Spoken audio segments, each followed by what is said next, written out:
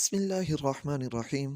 السلام علیکم محترم سامعین کرام، آج ہم بیان کریں گے شداد کی جنت، مطلب شداد کی جنت اور شداد کا انجام۔ محترم سامعین کرام،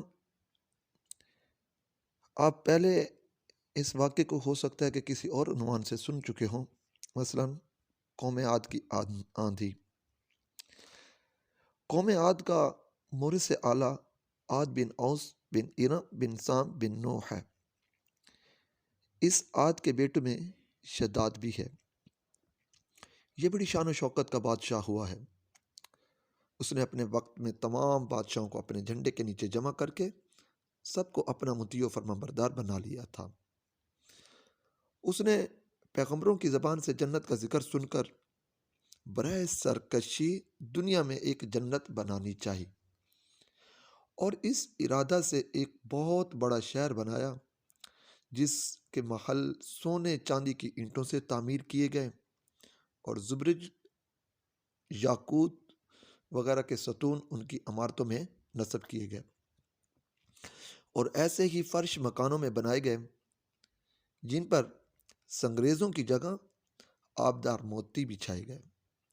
ہر محل کے گرد جواہرات سے پر نہریں جاری کی گئی، قسم قسم کے درخت زینت اور سائے کے لیے لگائے گئے، پھلدار درخت لگائے گئے، بہت خوبصورت باغیچے بنائے گئے، ہر طرح کا اس نے سامان میسر کیا۔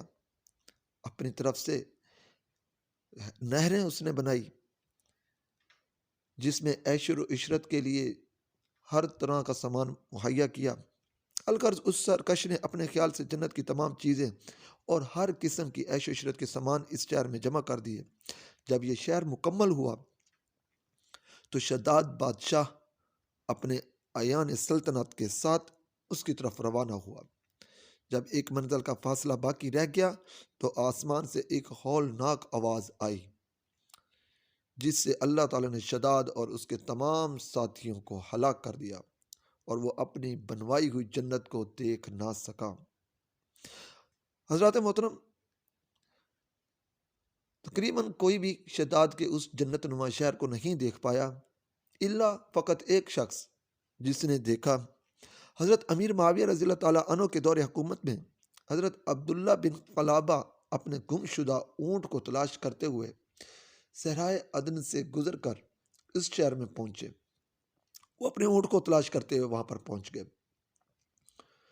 جب وہاں پر پہنچے تو انہوں نے دیکھا کہ اس شہر کی تمام زینتوں اور عریشوں کو دیکھ کر حیران ہو گئے کہ اتنا خوبصورت اور قیمتی شہر، مگر وہاں پہ کوئی بسنے والا انسان ہی نہیں ملا۔ مگر انہوں نے یہ تھوڑے سے جواہرات وہاں سے لے کر چلے آئے۔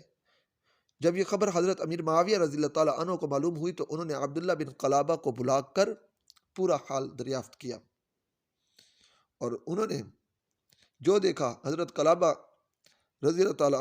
عبداللہ بن قلابہ رضی اللہ تعالیٰ عنہ نے جو کچھ دیکھا سب کچھ حضرت امیر معاویہ رضی اللہ تعالیٰ عنہ کو بیان کر دیا۔ اس کے بعد حضرت امیر معاویہ رضی اللہ تعالیٰ عنہ نے کعب بن احبار رضی اللہ تعالیٰ عنہ کو بلا کر دریافت کیا، کیا دنیا میں کوئی ایسا شہر بھی موجود ہے کہ جو سونے کا ہو، جنت نما ہو، قیمتی جواہرات سے لیس ہو؟ تو حضرت کعب بن احبار رضی اللہ تعالیٰ عنہ نے کہا، ہاں، ایک شہر ایسا ہے جس کا ذکر قرآن مجید میں بھی آیا ہے۔ یہ شہر شداد بن عاد نے بنایا تھا، لیکن یہ سب عذاب الہی سے ہلاک ہوئے ہیں، اور اس قوم میں سے کوئی ایک آدمی بھی باقی نہیں رہا۔ آپ کے زمانے میں حضرت امیر معاویہ رضی اللہ تعالیٰ عنہ سے مخاطب ہو کر کہہ رہے کہ آپ کے زمانے میں ایک مسلمان جس کی آنکھیں نیلی، قد چھوٹا، اس کے ابرو پر ایک تل ہوگا، اپنے اونٹ کو تلاش کرتے ہوئے اس ویران شہر میں داخل ہوگا۔ ابھی یہ بات کہہ رہے تھے کعب بن احبار رضی اللہ تعالیٰ عنہ، تو اتنے میں حضرت عبداللہ بن قلابہ رضی اللہ تعالیٰ عنہ آ گئے۔ تو کعب احبار نے ان کو دیکھ کر فرمایا، باخدا وہ شخص جو شداد کی بنائی ہوئی جنت کو دیکھے گا وہ یہی شخص ہے۔ محترم سامعین کرام، یہ واقعہ تفسیر خزائن العرفان سے لیا ہے، اور یہ سورۃ الفجر کے اندر اس واقعے کو بیان کیا گیا ہے۔ 30واں پارہ سورۃ الفجر، آیت نمبر جس کی آیات مبارکہ ہیں 6 سے لے کر 13 تک ہے، اور تفسیر خزائن العرفان میں اس کا صفحہ نمبر 1079 سے 1080 تک ہے۔ حضرات محترم، اللہ تبارک تعالیٰ نے قرآن پاک میں ارشاد فرمایا، اعوذ باللہ من الشیطان الرجیم، بسم اللہ الرحمن الرحیم، ألم تر كيف فعل ربك بعاد إرم ذات العماد التي لم يخلق مثلها في البلاد وثمود الذين جابوا الصخر بالواد وفرعون ذي الأوتاد الذين طغوا في البلاد فأكثروا فيها الفساد فصب عليهم ربك صوت عذاب۔ صدق اللہ العظیم۔ حضرات محترم، اس کا ترجمہ ہے، کیا تم نے نہ دیکھا کہ تمہارے رب نے عاد کے ساتھ کیسا کیا، وہ ارم حد سے زیادہ طول والے کہ ان جیسے شہروں میں پیدا نہ ہوا، اور سمود جنہوں نے وادی میں پتھر کی چٹانیں کاٹی، اور فرعون جو میخا کرتا سزائیں دیتا، جنہوں نے شہروں میں سرکشی کی، پھر ان میں بہت فساد پھیلایا، تو ان پر تمہارے رب نے عذاب کا کوڑا باقوت مارا۔ محترم سامعین کرام، اس واقعے سے ہمیں کیا سبق حاصل ہوتا ہے؟ یاد رکھیں، اس واقعے سے ہمیں جو سبق ملتا ہے، اللہ تبارک و تعالیٰ کے اللہ تعالیٰ بندوں کی سرکشی اور تکبر و غرور بے حد ناپسند ہے۔ اس لیے اللہ تبارک و تعالیٰ کا دستور ہے کہ ہر سرکش اور متکبر قوم جس نے زمین میں اپنی سرکشی اور ظلم و عدوان سے فساد پھیلایا ہے، اس قوم کو قہر الہی نے کسی نہ کسی عذاب کی صورت میں زہر ہو کر ہلاک و برباد کر دیا۔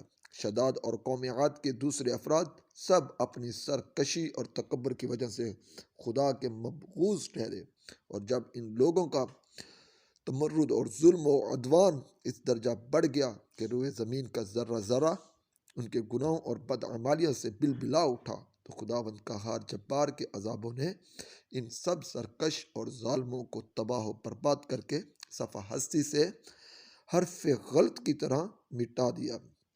لہذا ان قوموں کے عروج و زوال ان لوگوں کے عذاب الہی سے پامال ہونے کی داستانوں سے عبرت و نصیحت حاصل کرنی چاہیے، کیونکہ اللہ تبارک و تعالیٰ قرآن مجید میں ان اقوام کے انجام کا ذکر کا مقصد یہی ہے کہ اہل قرآن ان کی داستان سن کر عبرت پکڑیں اور خوف الہی سے ہر دمہ لرزہ اور نادم رہیں۔